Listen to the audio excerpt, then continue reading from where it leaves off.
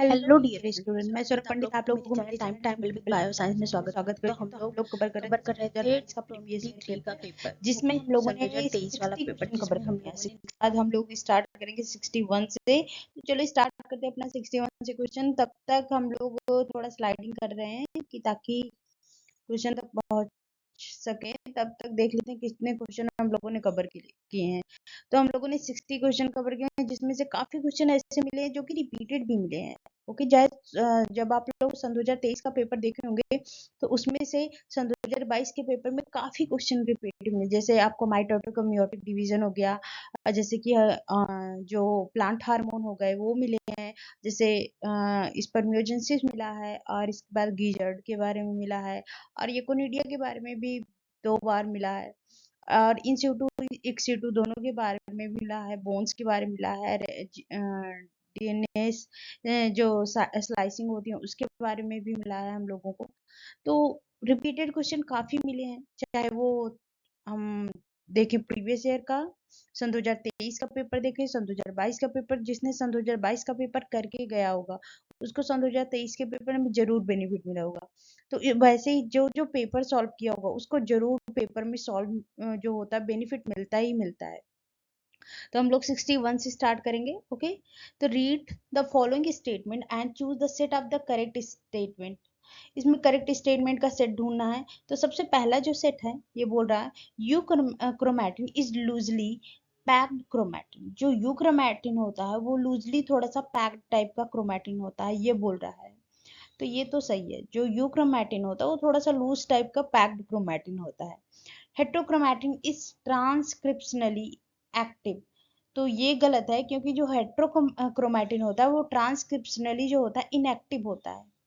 वो transcriptionally active transcription में help नहीं करता, वो इनएक्टिव होता है। इनएक्टिव स्टेज यहाँ पे आई रहना, इनएक्टिव होना चाहिए। ओके, इनएक्टिव होना चाहिए, इनएक्टिव स्टेज। सेकंड क्या बोल रहा है, sorry third, histone octamer is wrapped by the negatively charged DNA. ये एग्जाम में सन 2023 का पेपर हम लोग सॉल्व कर रहे थे, तो ये डायरेक्ट दिया गया था आंसर में कि जो हिस्टोन ऑक्टोमर होता है कि उसका वर्क क्या होता है। तो इसमें क्या लिखा है, histone octamer are wrapped by negatively charged। यहाँ पर चेंज किया गया था, यहाँ पर पॉजिटिवली चार्ज दिया गया था, negatively charge DNA in a nucleosome. तो ये भी करेक्ट ऑप्शन है, क्योंकि जो डीएनए होता है, हिस्टोन जो होता है वो रैप्ट करता है निगेटिवली चार्ज डीएनए को, कहाँ पे, न्यूक्लियोसोम में। डी क्या बोल रहा है, histones are rich in lysine and arginine. जो हिस्टोन होता है रिच होता है किसे, आर्जिनिन और लाइसिन। ये भी करेक्ट ऑप्शन है, जो हिस्टोन होता है वो रिच होता है किसे, आर्जिनिन और लाइसिन से रिच्ड होता है। तो ये भी हमारा ऑप्शन सही हो जाएगा। Uh typically nucleosome content to 400 base pair of DNA helix. तो ये गलत है कि जो टिपिकली जो डीएनए होता न्यूक्लियोसोम होता है वो कंटेन किया होता है लगभग 200 base pair of DNA helix. यहाँ पे 200 होना चाहिए, 400 नहीं, यहाँ 200 होना चाहिए, तो ये गलत हो गया। ओके, तो इसमें ए ऑप्शन, सी ऑप्शन और डी ऑप्शन सही है, तो हमारा बी ऑप्शन करेक्ट हो जाएगा। यहाँ पे क्या होना चाहिए, इनएक्टिव है, तो क्रोमैटिन जो होता है ट्रांसक्रिप्शनली इनएक्टिव होता है। अगर न्यूक्लियोसोम की बात करें तो वो कौन रखता है 200 बेस पेयर डीएनए का, हेलिक्स का, ना कि 400। 62 पे चलते हैं। which one of the following occur during the mitotic cell division। mitotic cell division में कौन सा जो स्टेज होती है इसमें होती है, ये पूछा प्रोसेस होती है, कौन सा ऑप्शन करेक्ट होगा। Spindle fibre attach to the kinetochore देखने को मिलता है। ओके, सॉरी सॉरी सॉरी, होती है नहीं पूछ रहा, नेवर अकर नहीं होती है, नेवर अकर, यहीं पे कंफ्यूजन हो जाती है। यहाँ पे पूछा है जो कभी नहीं होती है, which one of the following never occur during the mitotic cell division। mitotic cell division में ऐसी कौन सी प्रोसेस दी गई है इसमें से जो कि कभी नहीं होती है। Spindle fibre attach to the kinetochores of chromosome. जो स्पिंडल फाइबर होता है काइनेटोकोर्स ऑफ क्रोमोसोम से अटैच्ड होता है। हाँ, वो जो स्पिंडल फाइबर्स होते हैं वो काइनेटोकोर्स से अटैच्ड होते हैं, किसके, क्रोमोसोम के। Movement of the centriole towards the opposite pole. जो सेंट्रियोल का मूवमेंट्स होता है कहाँ पे, अपोजिट पोल की तरफ होता है, ये भी करेक्ट ऑप्शन है। Pair of the homologous Chrome. जो पेयर होता है होमोलॉगस क्रोमोसोम का होता है, तो ऐसा कुछ भी नहीं होता, वो प्रोफेज फर्स्ट स्टेज में मियोसिस में होता है। Pairing of homologous chromosome occur during prophase first of meiosis. Meiosis में पेयरिंग होती है, मियोसिस में, ना कि माइटोटिक में। माइटोटिक में स्पिंडल जो होता है काइनेटोकोर की तरफ काइनेटोकोर ऑफ द क्रोमोसोम बनाता है। मूवमेंट होता है सेंट्रियोल का अपोजिट साइड में। Coiled the end condense the chromatin of chromatid, मतलब क्वाइलिंग होती है और कंडेंसेशन होता है किसका, क्रोमैटिड्स का। क्वाइलिंग और कंडेंसेशन ऑफ द क्रोमैटिड होती है, क्रोमैटिड फाइबर्स का होता है attach to the kinetochore movement and, जिसके कारण सेंट्रियोल जो होते हैं अपोजिट पोल की तरफ होते हैं। ये माइटोटिक सेल डिवीजन में देखने को मिलता है। ओके, मियोटिक में ये होमोलॉगस पेयरिंग देखने को मिलती है, क्रॉसिंग ओवर देखने को मिलता है, कीजमेटा बनता है। ओके, सिंक्रोनस देखने को मिलता है, सिंक्रोनस हाइब्रिडाइजेशन भी देखने को मिलता है यहाँ पे। 63 पे आ जाते हैं। कुछ one of the following statement can not be connected by the predator. Predator से कौन सा स्टेटमेंट जो है वो कनेक्ट नहीं है। प्रीडेटर क्या होते हैं, ऐसे एनिमल जो कि प्रे करते हैं। It helps to maintain species diversity in a community. क्या ये ऐसा करते हैं कि जो स्पीसीज डाइवर्सिटी है उसको मेंटेन करते हैं कम्युनिटी में? हाँ, तो ये मेंटेनेंस का काम करते हैं। अगर ये ना हो प्रीडेटर्स तो क्या एक स्पीसीज की जो आबादी है बहुत ज़्यादा बढ़ जाएगी, जनसंख्या बहुत ज़्यादा बढ़ जाएगी। तो प्रीडेटर होना भी ज़रूरी है। ये एक तरीके का मेंटेनेंस का काम करते हैं, कंट्रोल का काम करते हैं, किसमें, डाइवर्सिटी में और कम्युनिटी में। बी क्या बोल रहा है, it might lead to the extinction of species. ये किसी स्पीसीज को एक्सटिंक्शन की तरफ भी ले जा सकता है। हाँ, ये भी सही है। Both interacting species are negatively impacted.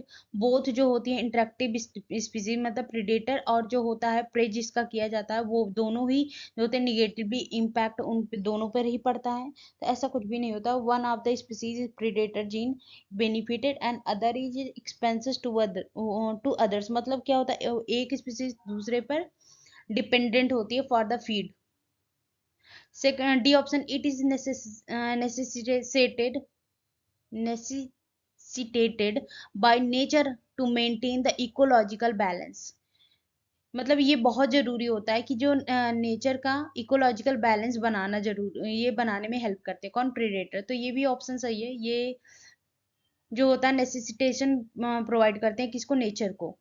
Okay, तो इसमें जो रॉन्ग क्वेश्चन है वो सी ऑप्शन हो जाएगा। ये रॉन्ग स्टेटमेंट पूछा गया है। तो दोनों ही बराबर नहीं होते हैं। जो स्पीसीज, वन स्पीसीज जो होता है चाहे प्रीडेटर हो, अदर स्पीसीज को बेनिफिट प्रोवाइड करता है।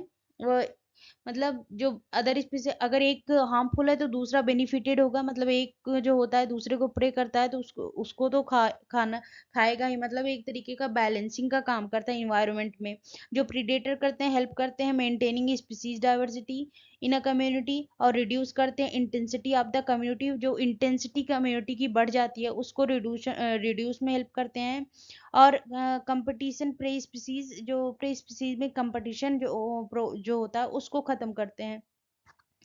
ओके, और ये जो प्रीडेटर्स होते हैं टू मच इफिशियंट होते हैं, ओवर एक्सप्लॉयटेड और अगर कर देते हैं तो ये यहाँ पर क्या हो, अगर ओवर एक्सप्लॉयटेड तो एक्सटिंक्शन ऑफ स्पीसीज की तरफ भी बढ़ सकता है। अगर ये जो कम्युनिटी प्रीडेटर होते हैं बहुत ज्यादा एक्सप्लॉयट कर देते हैं तो किसी कम्युनिटी को। तो नेक्स्ट चलते हैं 64 नंबर क्वेश्चन पे। Which one of the following plants showing the versilary ostivation, versilary ostivation and didelphus stamen? इसमें से किस में जो डाइडेल्फस स्टेमन और वर्सिलरी जो होता है न ऑस्टिवेशन देखने को मिलता है? तो कॉल्चिकम ऑटिमनेलिस में देखने को मिलता है, पाइजम सेटाइबम में, एलियम सेपा में, सोलैनम निग्रम में। इसमें से किस में देखने को मिलता है? तो अगर वर्सिलरी ऑस्टिवेशन और डाइडेल्फस स्टेमन की बात करें तो ये करेक्टरिस्टिक फीचर है फैमिली फेवेशी का। ओके, किस फैमिली का है? फेवेशी फैमिली का है। और फेवेशी फैमिली का जो बेस्ट एग्जांपल है इसका वो पाइजम सेटाइबम है। ओके, पाइजम सेटाइबम जो है इसका बेस्ट एग्जांपल है। अगर पाइजम सेटाइबम जो होता है जिसे गॉर्डन पी भी कहते हैं, ये बेस्ट एग्जांपल है किसका? फेवेसी फैमिली का। इसमें वर्सिलरी ऑस्टिवेशन और डायडेल्फस जो होता है स्टेमन दोनों ही देखने को मिलता है। एलियम सिपा की बात करें, जो एलियम सिपा जो होता है ओनियन जिसे कहते हैं, एंड कॉल्चिकम ऑटोमनैली जो होता है, ये दोनों ही जो होते हैं, कॉल्चिकम ऑटोमनैली जिसे कॉल्चिनीन कहते हैं, ये बिलोंग करते हैं लिलिएसी फैमिली से। ओके, सोलेनम जो होता है सोलेनेसी फैमिली से, सोलेनम निग्रन जो होता है वो बिलोंग करता है सोलेनेसी फैमिली से। अगर हम स्टेमन की बात करें कि स्टेमन, ये जो मोनोडेल्फस क्या होता है, मोनोडेल्फस मतलब जो स्टेमन होते हैं वो सिंगल सिंगल फिलामेंटस होते हैं। ओके, और जो इसका जो एंथर होता है वो फ्री होता है। अगर डाइडेल्फस की बात करें कि डाइडेल्फस स्टमन कहते हैं, जो फिलामेंट जो होता है ये फ्यूज्ड होता है, फ्यूज्ड होता है इन अ ग्रुप में, और टू एंथर फॉर्म करता है, और वन एक जो एंथर होता है वो फ्री फॉर्म में होता है। ओके, फ्री फ्रॉम बनाता है, ये पाइजम से टाइप में देख। अगर पॉलीडेल्फस की बात करें तो पॉलीडेल्फस में जो फिलामेंट और एंथर जो होते हैं वो जॉइंट टुगेदर फॉर्म करते हैं, एक तरीके का बंडल फॉर्म करते हैं। इस तरीके का क्या कहते हैं, बंडल फॉर्म करते हैं, और ये बंडल ही ढेर सारे जो एंथर निकले होते हैं इन्हीं को क्या कहते हैं, ये पॉलीडेल्फस जो होते हैं। एग्जांपल सिट्रस देखने को बहुत अच्छा इसका एग्जांपल है। अगर सिनेंसियस की बात करें तो सिनेंसियस स्टेमन देखने को मिलता है। स्टेमन इसमें क्या होता है कि जो एंथर, ऑल एंथर जो होते हैं वो फ्यूज्ड होते हैं टुगेदर एंड फॉर्म करते हैं एक फिलामेंट, जो जिसके कारण से सिंजेनियस जो होते हैं, सिंजेनेसियस बोलते हैं, स्टेमन बोलते हैं। इसका जो एस्टरेसी जो फैमिली है बहुत अच्छा एग्जांपल है, सूरजमुखी इसका बहुत अच्छा एग्जांपल है, एस्टरेसी फैमिली में आता है सूरजमुखी। इसके बाद सिनेंड्रस की बात करें कि सिनेंड्रस कैसा होता है, इसमें स्टेमन जो होता है फ्यूज होता है किससे, फिलामेंट में और एंथर में, और फॉर्म करता है एक तरीके का अपीयरेंस देता है, और फ्यूज होता है टू थ्रू द लेंथ, पूरे लेंथ में देख सकते हैं ये फ्यूज्ड होता है। ये बेस्ट एग्जांपल है कुकुरबिटेसी फैमिली में देखने को मिलता है। 65 पे चलते हैं, क्वेश्चन नंबर 65 पे असर्शन एंड रीजन का क्वेश्चन आ गया। असर्शन और रीजन में पहला है polymerase chain reaction used in DNA amplification. जो पॉलीमरेज चेन रिएक्शन होता है वो यूज्ड होता है डीएनए एम्प्लीफिकेशन में, तो हाँ ये करेक्ट ऑप्शन है, एम्प्लीफिकेशन में यूज होता है। The ampicillin resistant gene is used to selectable marker to check the transformer.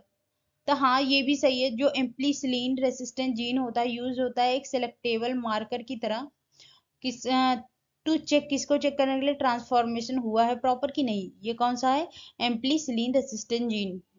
तो ये दोनों ही ऑप्शन करेक्ट है, लेकिन दोनों एक दूसरे का प्रॉपर एक्सप्लेनेशन नहीं कर रहे हैं, तो इसमें जो बी ऑप्शन जो होगा करेक्ट हो जाएगा। जो पहला ऑप्शन है, जो पॉलीमरेज चेन रिएक्शन होता है यूज होता है डीएनए एम्प्लीफिकेशन में। अगर एम्प्लीफिकेशन की बात करें कि एम्प्लीफिकेशन क्या होता है, इसमें रीसाइजिंग मतलब प्रॉपर साइजिंग में किस डीएनए का फ्रेगमेंट को काटना, मतलब साइज परफेक्शन। और अगर एम्प्लीसिलिन जो होता है रेसिस्टेंट जीन होता है एक सिलेक्टेबल मार्कर की तरह काम करता है, जो कि हेल्प करता है check the transformation by selection of transformants. एक प्रॉपर फॉर्मेट में, ट्रांसफॉर्मेट में ये जो होता है एम्प्लीसिलिन जो होता है रेसिस्टेंट जीन जो होता है एक सिलेक्टिव मार्कर की तरह काम करता है, किसमें, ट्रांसफॉर्मेशन में, कि प्रॉपर ट्रांसफॉर्मेशन हुआ है कि नहीं। क्वेश्चन नंबर 66 चलते हैं। इनकरेक्ट पूछा गया है, इस पर बहुत ध्यान देनी है, ये कभी कभी बहुत आता हुआ क्वेश्चन गलत हो जाता है। Incorrect statement reference to mitotic, mitotic के रेफरेंस में पूछा गया है कि इसमें से इनकरेक्ट स्टेटमेंट कौन सा होगा। तो all the chromosome lies at the equator of metaphase, जो जितने भी क्रोमोसोम होते हैं वो कहाँ पे आके आके कहाँ पे आके मिलते हैं क्रोमोसोम, ऑल क्रोमोसोम कहाँ पे आते हैं, इक्वेटर पर, किसमें, किस स्टेज में, मेटाफेज स्टेज में। तो ये सही है, मेटाफेज स्टेज में जितने भी क्रोमोसोम होते हैं इक्वेटर पे आ जाते हैं। Spindle fibre attach to the centromeres of the chromosome, जो स्पिंडल फाइबर्स होते हैं वो अटैच होते हैं सेंट्रोमियर्स में, नहीं सेंट्रोमियर्स में नहीं अटैच होते हैं, ये काइनेटोकोर्स में अटैच होते हैं of chromosome. Spindle fibre attach to the kinetochore, यहाँ पे काइनेटोकोर होना चाहिए, kinetochore of chromosome. C option, chromosome decondense at telophase में, टीलोफेज। जो क्रोमोसोम होता है डीकंडेंस हो जाता है किस स्टेज में, टीलोफेज स्टेज में, ये भी ऑप्शन करेक्ट है। Splitting of centromeres occurs at anaphase, centromeres का जो स्प्लिटिंग होती है वो एनाफेज में होती है, ये भी ऑप्शन है। तो इसमें इनकरेक्ट पूछा गया, इनकरेक्ट ऑप्शन बी हो जाएगा, क्योंकि जो स्पिंडल अटैच्ड होता है वो काइनेटोकोर्स ऑफ क्रोमोसोम में होता है, ना कि centromeres of chromosome.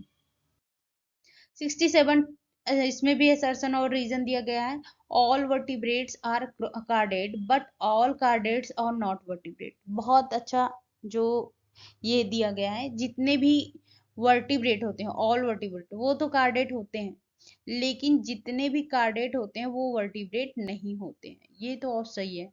Notochord is replaced by vertebral column. जो नोटोकार्ड होता है रिप्लेस कर दिया जाता है किसके थ्रू? वर्टिब्रल कॉलम के थ्रू इन एडल्ट वर्टिब्रेट, जो एडल्ट वर्टिब्रेट होते हैं। ये भी ऑप्शन सही है।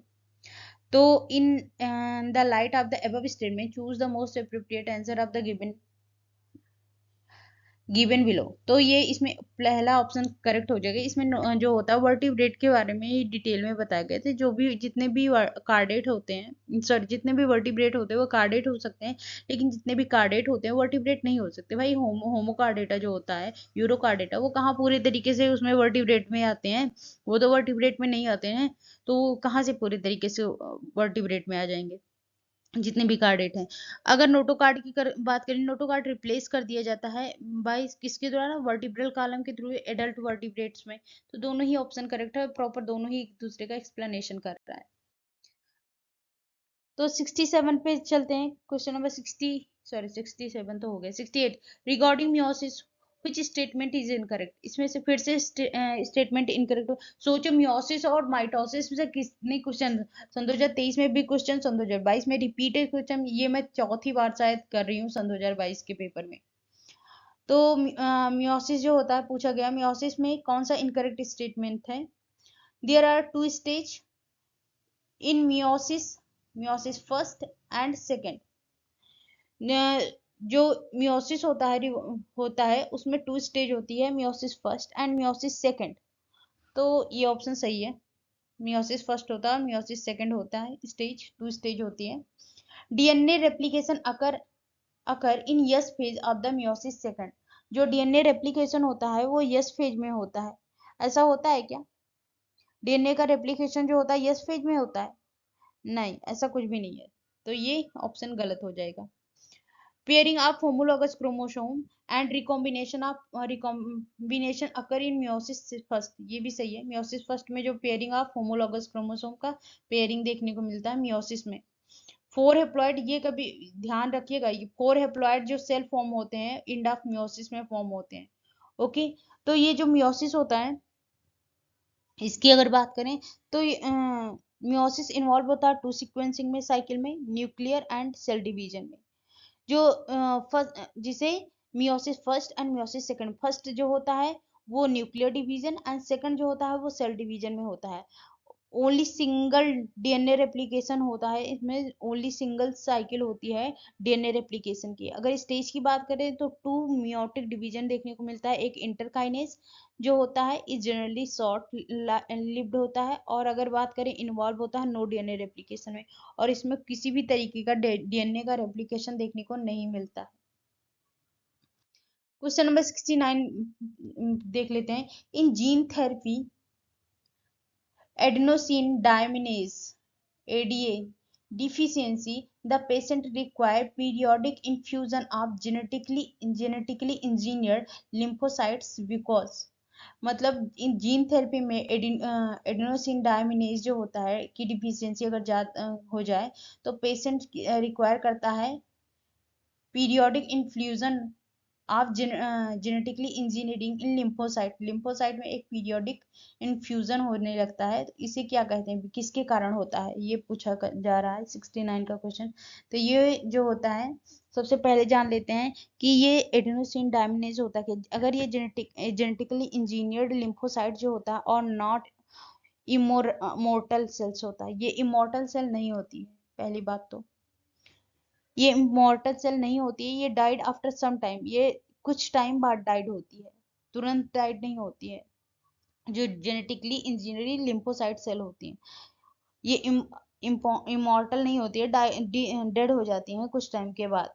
और ये पहला अगर देखा जाए तो revival vectors introduce into these lymphocyte, रिवाइडल वेक्टर जो होता है इंट्रोड्यूस होता है इन दीज लिम्फोसाइट्स में। ऐसा भी कुछ होता है क्या? नहीं, ऐसा कुछ भी नहीं होता। रिवाइवल स्टेज देखने को बिल्कुल नहीं मिलती है इसमें। इसमें क्या होता है कि जो जीन होता है, इसमें रिवाइवल स्टेज देखने को नहीं मिलती है। सेकंड क्या है, जीन लोग अगर इसमें gene gene isolation fused narrow होना चाहिए, मैरो यहाँ पे लिखा है, bone marrow, sorry, marrow cells producing ADA is introduced into the cell at the embryonic stage। तो ये भी ऑप्शन सही है। ओके, ये इसका लेकिन प्रॉपर इसके कारण नहीं होता है ये। ओके, कि एडिनोसिन की अगर एडीए की अगर डिफिशियंसी ज्यादा हो जाए तो पेशेंट जो होता है इन्फ्यूजन हो जाता है जेनेटिक इंजीनियरिंग में, किसमें, इंजीनियर्ड में लिम्फोसाइट्स का। तो वो किस कारण से होता है, वो lymphocytes of patient blood grown in culture outside of the body, तो इसके कारण भी नहीं हो सकता। जेनेटिक इंजीनियरिंग लिम्फोसाइट्स और नॉट इमॉर्टल सेल्स, तो इसमें जो करेक्ट ऑप्शन हो जाएगा ऑप्शन नंबर डी हो जाएगा, कि जेनेटिक इंजीनियरिंग में जो लिम्फोसाइट है वो इमॉर्टल सेल नहीं होती है। ओके, तो ये जो जीन होता है मैं इसको क्लीन करके बताती हूँ।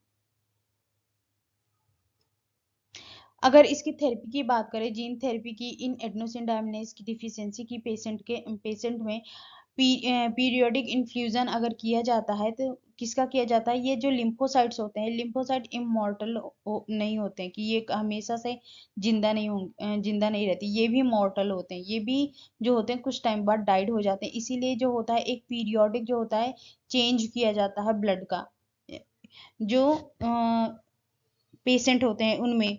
अगर इसकी बात करें तो ये जो होता है टाइम टू टाइम चेंज, अगर जो लिम्फोसाइट्स होता है पेशेंट ब्लड जो पेशेंट का, वो ब्लड ग्रोन होते हैं इन कल्चर, एक अलग से कल्चर मीडियम में। अगर पिक्चर के थ्रू बताएंगे तो ज्यादा समझ में आएगा ये। जैसे ये पेशेंट है, इसमें कोई प्रॉब्लम है, तो यहाँ पर जैसे bacterial plasmid cloned of cloned normal human ADA gene. Okay, ये इसमें एडीए जीन क्लोन्ड किया गया है और जेनेटिकली डिसेबल्स रेट्रोवायरस। ओके, ये दोनों ही क्लोन किया जाता है, cloned ADA gene and incorporated into virus. तो टी जो टी सेल्स होते हैं विथ डिसेबल हो जाती हैं ADA gene isolated from SDI patient से में इंसर्ट किया जाता है, और जो रेट्रो वायरस होते हैं infectant T cell transfer to the ADA gene to the cell and cell grown into the culture and ensure the ADA gene active. यहाँ पर सेल को एक्टिव किया जाता है एडीए जीन को, then genetically alter cell re impaired produce by ADA, मतलब तब ये जो होता है जेनेटिकली जो अल्टर सेल्स होती हैं उसे ऐड किया जाता है, मतलब इंसर्ट किया जाता है किसमें, ह्यूमन बॉडी में।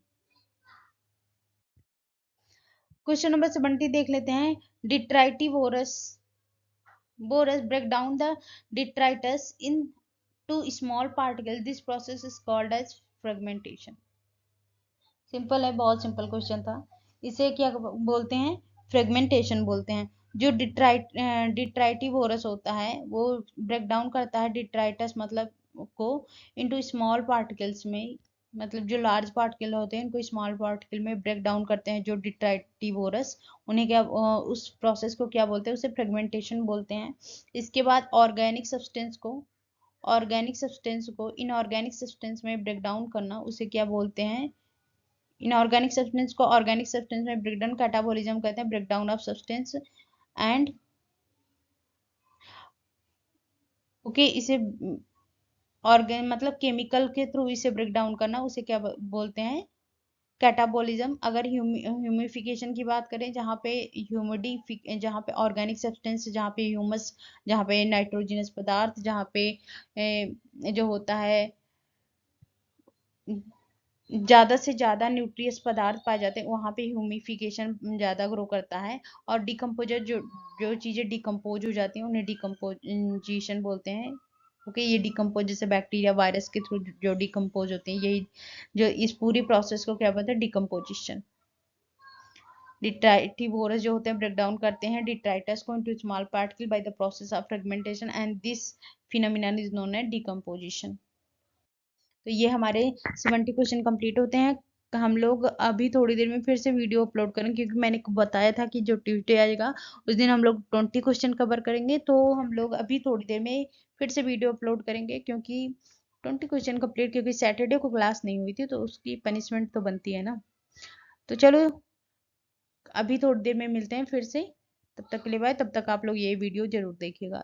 ओके, तब तक के लिए bye bye. Thank you for watching. और जाने से पहले लाइक, सब्सक्राइब और नोटिफिकेशन ज़रूर मिलता रहे, इसलिए बेल आइकन दबाना बिल्कुल ना भूलें। Bye bye.